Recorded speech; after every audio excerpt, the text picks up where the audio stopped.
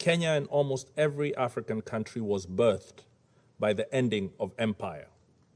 Our borders were not of our own drawing. They were drawn in the distant colonial metropoles of London, Paris, and Lisbon, with no regard for the ancient nations that they cleaved apart. Today, across the border of every single African country live our countrymen with whom we share deep historical, cultural, and linguistic bonds. At independence, had we chosen to pursue states on the basis of ethnic, racial, or religious homogeneity, we would still be waging bloody wars these many decades later. Instead, we agreed that we would settle for the borders that we inherited, but we would still pursue continental political, economic, and legal integration.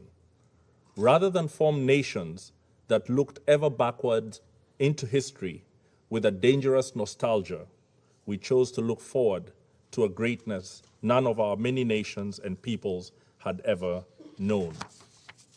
We chose to follow the rules of the Organization of African Unity and the United Nations Charter, not because our borders satisfied us, but because we wanted something greater, forged in peace.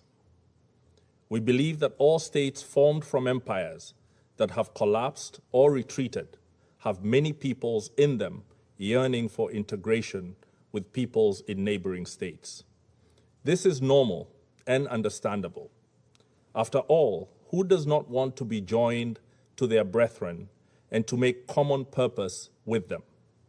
However, Kenya rejects such a yearning from being pursued by force.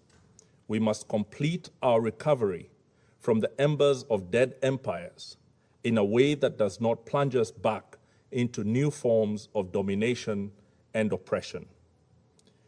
We rejected irredentism and expansionism on any basis, including racial, ethnic, religious, or cultural factors.